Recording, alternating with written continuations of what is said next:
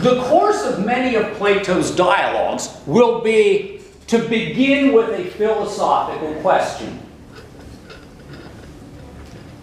And to give you a little bit of biography here, a lot of these conversations in Plato's dialogue either took place at somebody's private residence where they were having a gathering, or frequently they took place in the agora. What was the agora in Athens? Yeah. Well, what was kind of a marketplace? It was the public square is what it was. Now, commerce was going on in the public square. Some of the people who were carrying on commerce in the public square were sophists. They were trying to drum up business. Because remember from the last chapter, they were paid teachers of rhetoric, and many of them earned quite a lot of money by teaching aristocratic young men how to comport themselves well so they could better get their way, in life circumstances. But yeah, these conversations oftentimes took place in the public sphere, and a whole lot of people would be listening. Now, Socrates never began by answering the question. He began by calling the question, and never presupposing that he had what? The answer. Yeah, never presupposing that he had the answer. Now, this is part of what the author describes as Socrates' quintessential teaching style. Rather than consider the pupil an empty vessel, as a lot of conventional education does, how did he look at the pupil? And this is actually, I think, a very respectful thing. He saw every one of the people listening as people with the potential for wisdom. Wisdom that merely needed to be drawn out.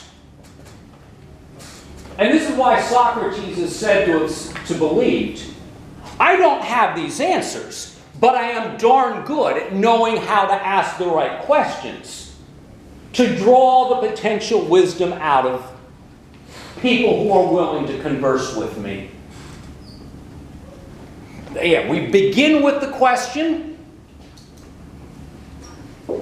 Instead of giving an answer, he asks a participant for a possible answer.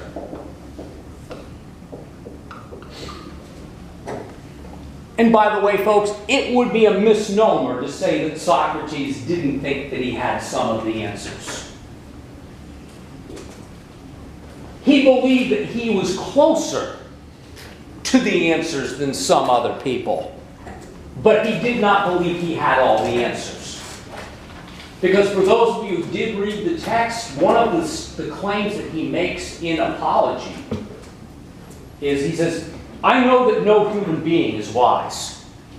He says, only the God is wise. And by the way, he was probably not talking about God in the conventional way that the average American thinks of God. Because for him, God was not a big man in the clouds, waiting to mete out punishment. For Socrates and Plato, when they referred to God, they were talking about the ultimate reality that lies behind all things. And God for Socrates is not this.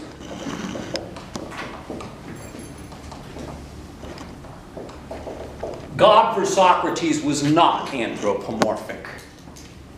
In other words, he did not line up well with whom? The Greek version of the gods, who were what?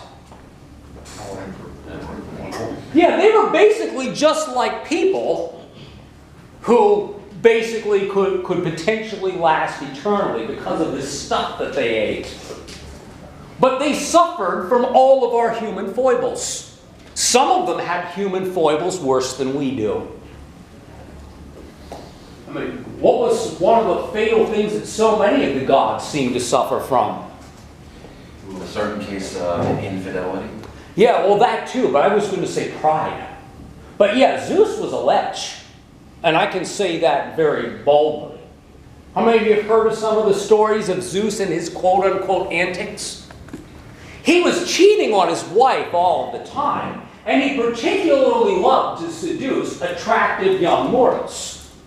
And he would turn himself into various animals, because if they saw him in his glorious brilliance, they couldn't handle it. So he would turn himself into things like swans and whatnot, and then sidle up, and somehow the seduction would take place. Yeah, you've heard of the myth, Leda and the Swan, story about Zeus and one of his seductions. Yeah, Zeus was a god behaving badly. But you'll notice most of the stories about the Greek gods are gods behaving badly. Socrates would say, when we speak of these gods, we are not speaking of the true God. Because God is ultimate reality. Yes? So is God like the equivalent to like the Buddhist nirvana? I wouldn't quite put it that way, but it is at least a little bit closer.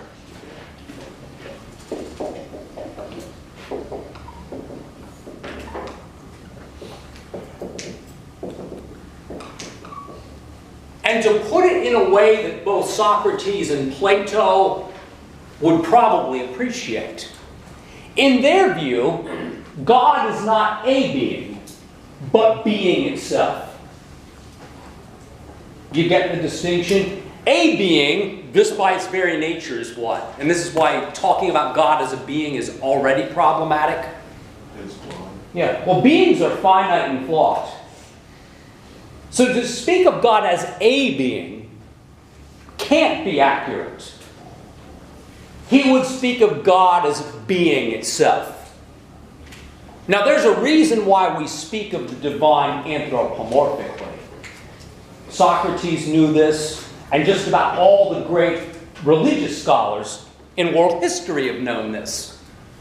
Because we are what? We are human beings. One of the ways that we can wrap our tiny little minds around things is to speak of things in our terms, in terms that we do understand. And this is when we start to talk about things in other terms, some people get a little what? Yeah, well, we get confused. We don't get it.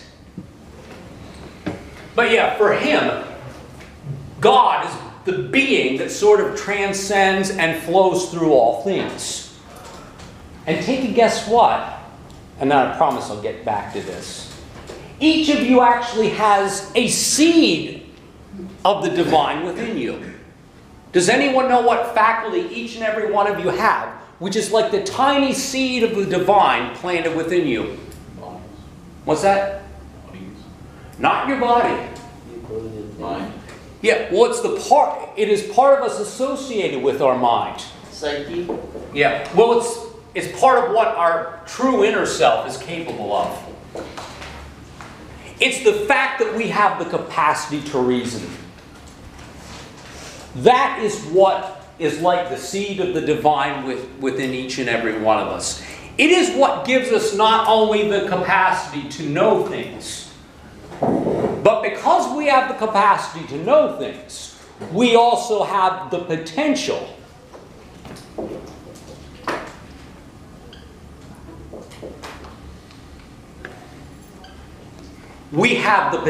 for wisdom. And by the way, folks, wisdom is not knowledge. However, it is a particular kind of knowledge, which we'll get to a little bit later. Now back to this. After he asks a participant for a possible answer, guess what happens? He sometimes has to prod someone to give an answer. And once the answer is given, the answer is examined for things like this.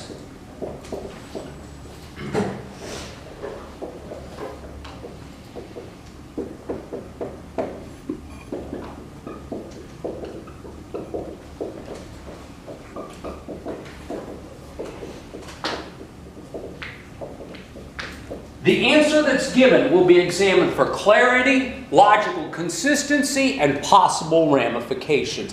I do want to talk about this for a minute.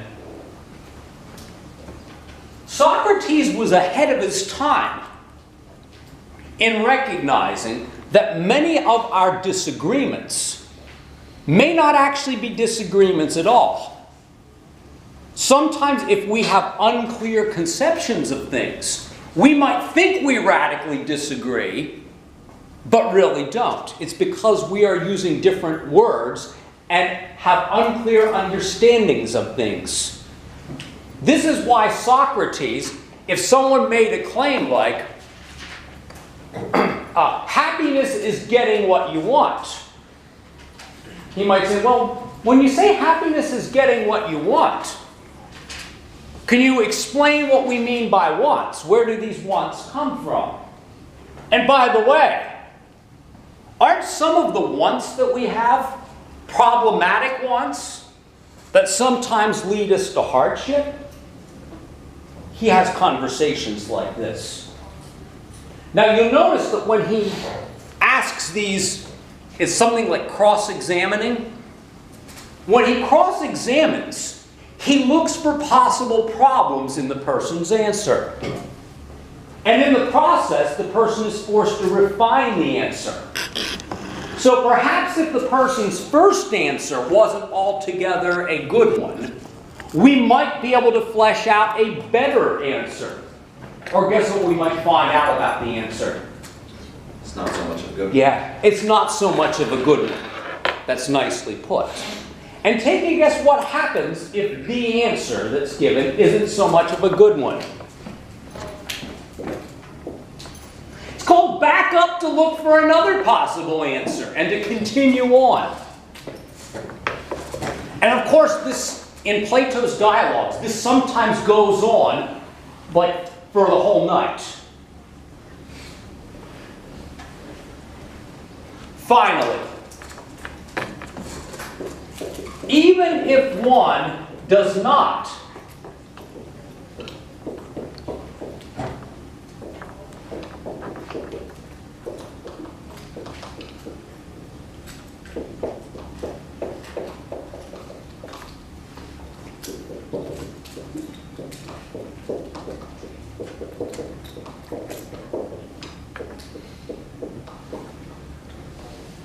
the sort of final humbling ending of Socratic Method